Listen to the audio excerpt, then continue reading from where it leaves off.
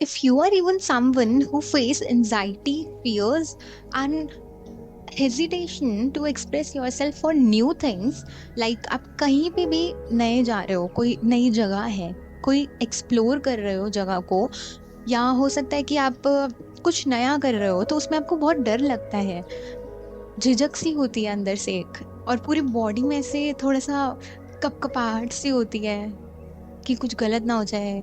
I am just not open to that. Hello, beautiful souls. Myself, Gagan Walia. I'm a spiritual guider.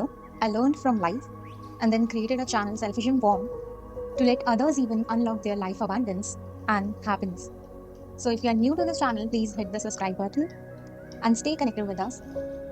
Now, let's roll on to the video. Firstly, understand that this all is self doubts or it is all related to solar plexus chakra. जब आपका solar plexus chakra balanced नहीं होता, heeled नहीं होता, तो ऐसी situations आती हैं एंड तब आपको ऐसा लगता है. Now what we could do to heal this और to exactly come out of this situation. क्योंकि भाई जो भी हो, अब करना तो है ना, अंदर से है कि भाई जो भी हो अब चेंज तो करना ही है, या ये चीज़ को अपनी ज़िंदगी में लाना ही है. अगर दुनिया के साथ चलना है तो कदम तो रखना पड़ेगा ही ना. सो फॉर दैट आप ऐसा कर सकते हो, कोई सिचुएशन फेस करने से पहले वो सिचुएशन खुद क्रिएट करोगे, यानी कि विजुअलाइजेशन टेक्निक अप्लाई करोगे. नाउ फॉर सपोज एक सिचुएशन कहती हूँ कि जिसमें एक वुमेन है जिसको लोगों से कनेक्ट करना है ऑनलाइन ही.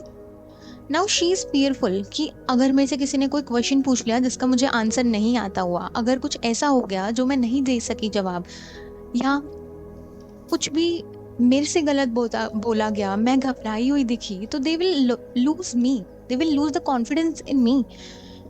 मैं लोगों से कनेक्ट कर रही हूँ, मैंने खुद अप्रोच किया, एंड अब अगर वो सिचुएशन में मैं ही नहीं आ पाऊंगी तो फिर तो कोई फायदा ही नहीं ना.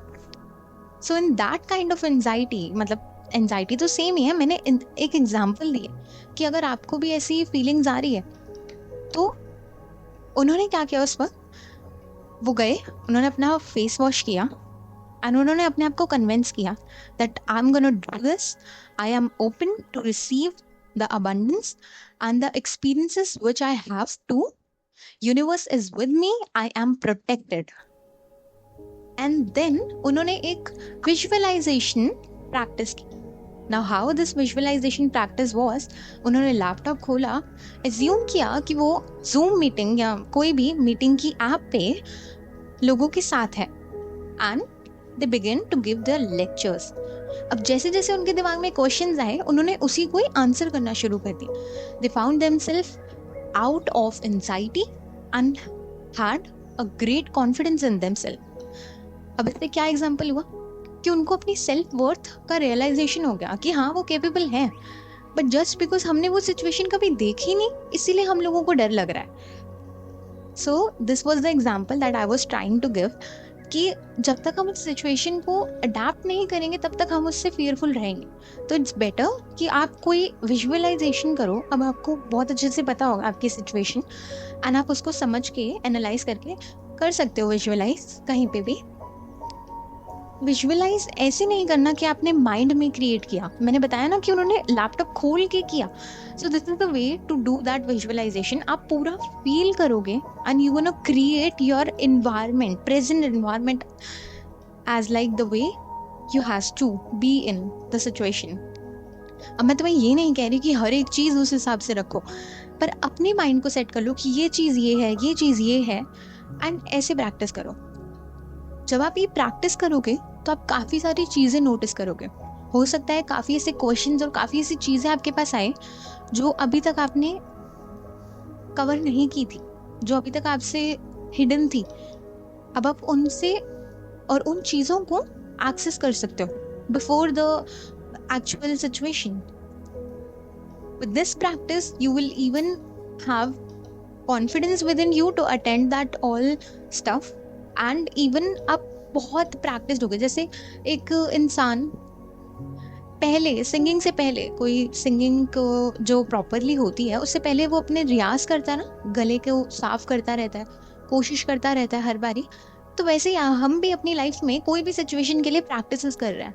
और जब हमने प्रैक्टिसेस की होती है तो हम लोग परफेक्ट बनते हैं ना, कहते हैं ना कि वो practice makes the man perfect. तो यहाँ मैन हो या वुमेन हो, हम बस करना चाह रहे हैं और हमें प्रोग्रेस लेनी है।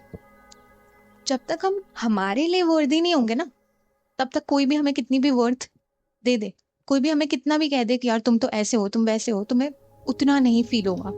लेकिन जब तुम खुद से फील करोगे, वैलिडेशन आएगी ना अंदर, तो तुम्हें बेस्ट लगेगा कि हाँ ठीक है, किसी की जरूरत नहीं है, किसी की मतलब बाहर से किसी की वैलिडेशन की जरूरत नहीं है मुझे। I know whom I am and I can be with myself. So I hope the message was very clear और आप ट्राई करोगे ये visualisation manifestation technique, because this is the most effective.